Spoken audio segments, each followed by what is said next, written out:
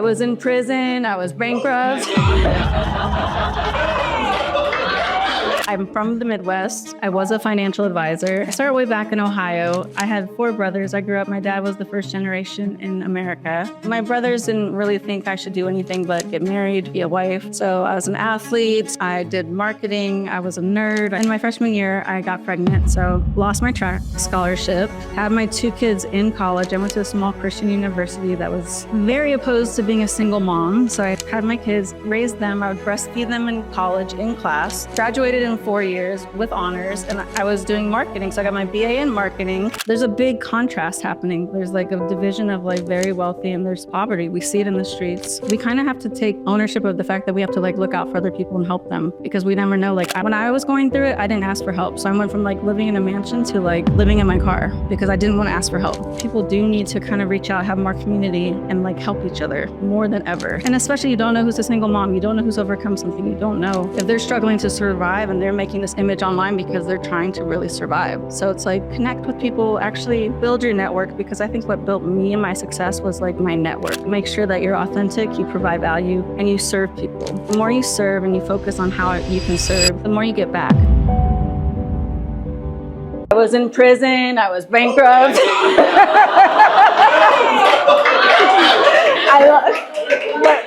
But honestly, I've lost it all and gotten it back because you have to have the power of perseverance. So I did write a book about that. And I actually had a meeting Monday where we were talking about new branding and merchandise. And I was like, I have this great idea about makeup and it's going to be set your intentions. So I was like, never mind now. Like, you already have that covered. Do it. Okay, but it's interesting.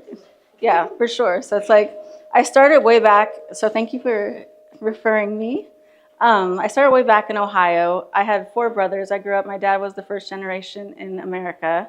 And I kind of worked against the grain because my brothers didn't really think I should do anything but get married, be a wife. So I was an athlete. I did marketing. I was a nerd. I got 2 scholarships, one for academics, one for running track. And my family was just like, what's the point? Like, where's your husband? Like, they were not impressed with me, no matter what I achieved. So even still, so it's like, I always like had my own purpose, I thought, which was to inspire people. So I actually created something called the Empowerist. So I was like, okay, again, we're like twins. Yes, so, yes. But so in college, in my freshman year, I got pregnant. So I lost my track scholarship. So this kind of is going to give you the story of like you can actually overcome everything. And also, like, when you look at someone, don't necessarily judge them, because I'm a grandmother of 2. Wow.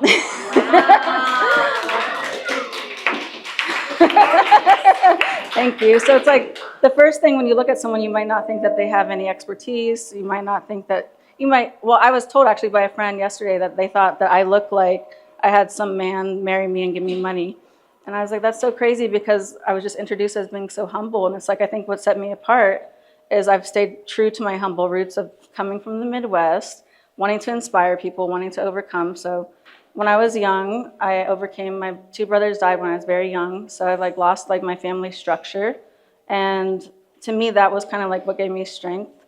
And so I kept persevering past that, had my 2 kids in college. I went to a small Christian university that was very opposed to being a single mom. So I had my kids, raised them, I would breastfeed them in college, in class, graduated in 4 years with honors, and I was doing marketing. So I got my BA in marketing, and I was working with professional teams. I worked as a financial advisor at American Express, and my mentor at the time was like, you can always do financial advising, but you can't always do entertainment, because I was commuting from Ohio to LA and doing TV. Back then, MTV was like actually shows. So I was doing MTV. I was doing so much modeling and acting. So like influencing was like a different thing back then, because it was like you had to not just like use your cell phone and take a picture.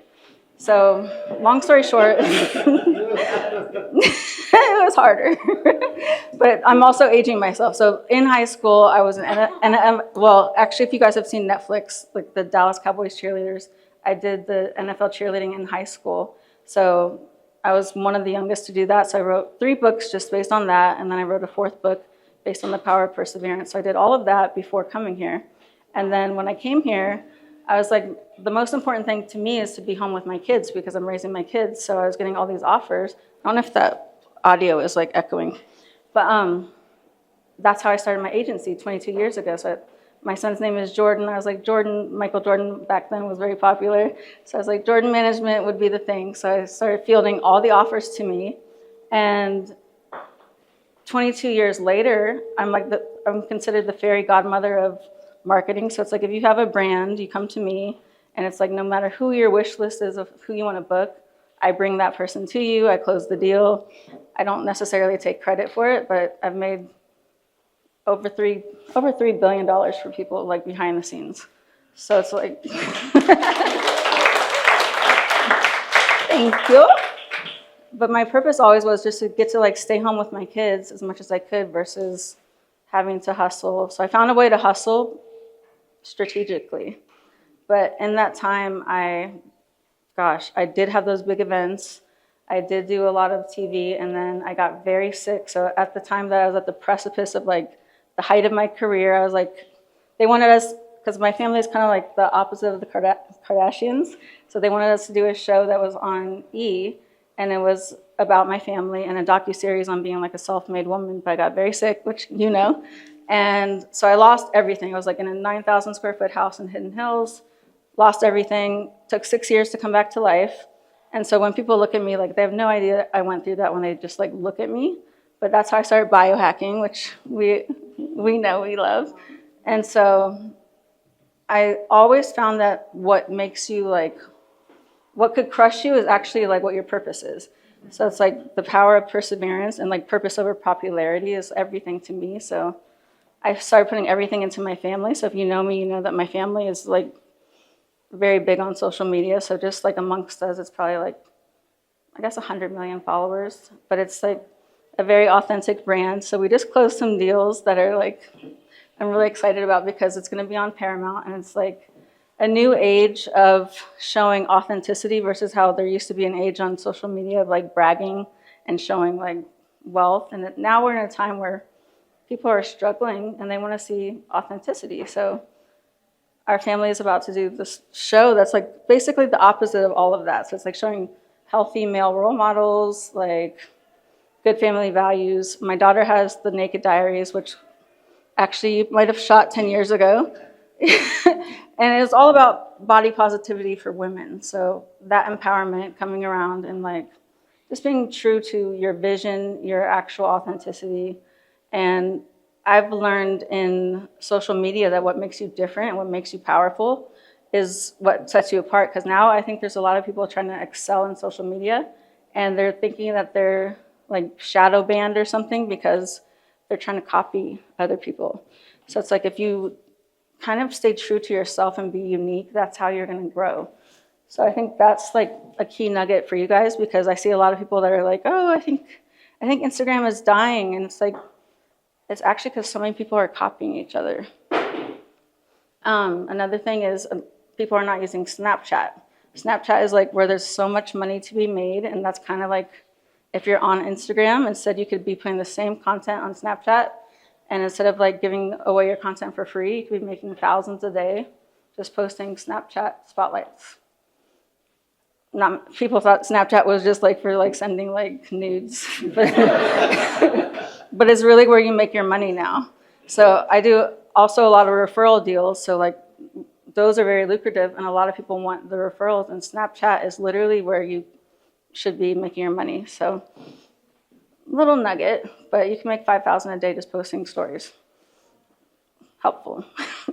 Also, another thing, TikTok, obviously you can show more of your authentic side because TikTok is like, I mean, it's more real. I think Instagram is still very curated, very like image oriented, and we're shifting into now like a time where people just want to know like what value you provide. So it's like there was a time when you just post something pretty and it would go viral, and now it's like people don't want to see that.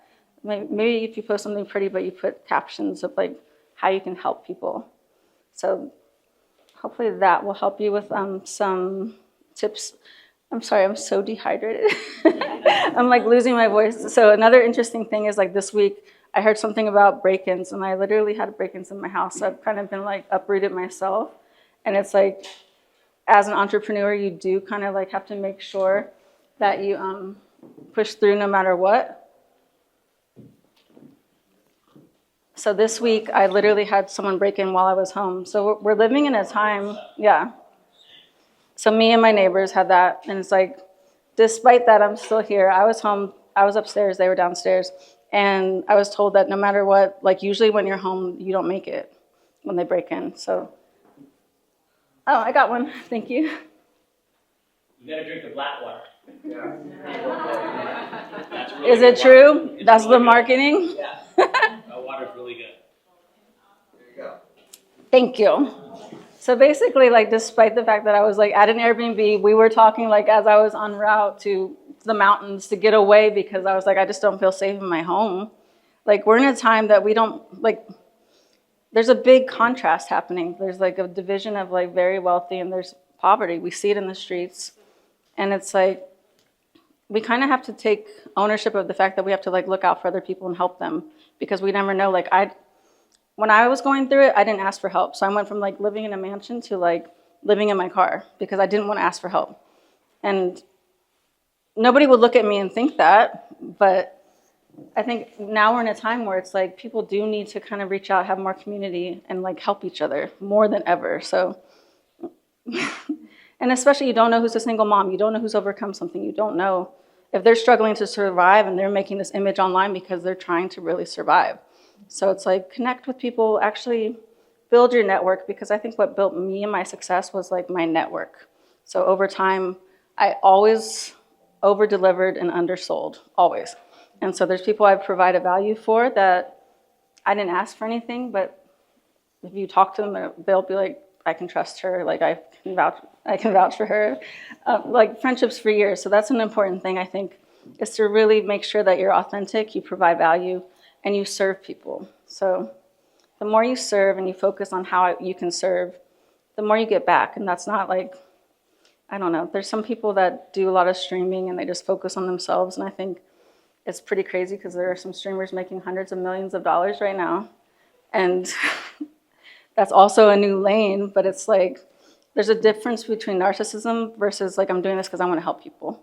And I'm putting myself on the line, and maybe you don't even want to be on camera, but you want to help people. So if you guys are not streaming, that's another option. They need a lot of niches of like wellness, positivity, not just like gaming,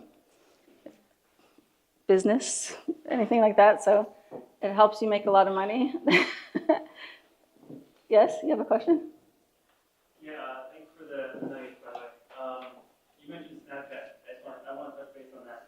So you said like you're making $5,000 a day on Snapchat. Mm-hmm. What do you mean, like running ads? Like, Sorry, I was going to start by saying like it's so hard for me to put my lifetime into 10 minutes, but if you have questions, so I should have said to ask me questions. But so basically, like say you put a story on Instagram, and that story, I don't know, it's people do say it's limited reach. You take that same content, you put it on Snapchat, and you post it as a spotlight. Instead of it being limited, it goes to the world. So I've taken content, it could be 5 seconds. It could go on Instagram and just reach the normal amount. It could go on Snapchat and reach 20 million people. so Snapchat pays you for views. They pay you in crystals. Only do spotlight, or is it just? Well, if you put it, see, I was using it just like as a backup because my kids are very, they're very strict with what I post. They don't want me to post anything sexy. So I would kind of, I would be like, well, Snapchat is where I can be free. So I would be like, that's where I post like a little risk, like not even risque, but they just don't want me to ever be sexy because they say I'll like traumatize them. So like, like honestly, you picture this. So I had like 10,000 followers and I would just do it for the filters and like to maybe post like a tiny bit different. But I started posting as a spotlight. I went from 10,000 to 200,000 in like 3 weeks, just from using the spotlight. When was this? Was this like when Snapchat was? No, this is 2 months ago. 2 months ago. Yeah. So it just happened in May. Working, you guys. Yeah, so it started getting tens of millions of views. I started getting paid in crystals. So every 10,000 crystals is $1,000. And so then all these agencies started coming to me wanting to book all the celebrities and influencers I know and do deals. And they were like, we'll take less percentage, but we want to make these deals because Snapchat is where people are doing all their content, and that's where the shows are. So at the time I was working with Timbaland, and it was like one of the agencies that were like, he's too old, blah, blah, blah. And it's interesting because nobody knew what he had in the works. They didn't close that deal. He closed a deal with Elon Musk like shortly after, went on tour, put out a shoe line. And I was like, sometimes you have to see a bigger vision. Like, they judged him based on his age. And now he's like, doesn't need Snapchat. But he was willing to do the deal. So literally just the spotlights. That's a big nugget, you guys. It's a big nugget. So if you have any other questions, I probably have like 1 minute left. Any other questions? That was a good question, but. Yes. When you were living in your car, where were you emotionally? And how did you overcome it? Oh God. Emotionally, I was struggling to stay alive. So that part, because I had mold in my house. So when you have mold, everything gets contaminated. So it's like everything, books, clothing, no matter what personal item, you have to leave it or it's going to cross-contaminate wherever you go. So I had to like walk away from everything. And so the worst part for me was being a mom and knowing like you're supposed to provide for your kids. And I was in a state of them seeing me just try to stay alive. And it was like, I was having convulsions. I was going to like the ER. I couldn't stay alive. And I was also supposedly so powerful that I couldn't be seen as weak. So I couldn't admit to anyone like I'm struggling to stay alive. So it made me realize like at any moment you could lose everything and nobody will give a shit. So you have to find a way to push through because really when it comes down to it, people care about you when you're right in their face. But when you're going through shit, they're not checking on you. And when I was going through shit, people were not checking on me. And that gives me chills now because it's like I could have died. And I went through things where I almost did die. Like it took 6 years, but I was like, the last thing was death. And it was like, it gave me compassion because I realized people do have their own perspectives and that's why they don't give a shit.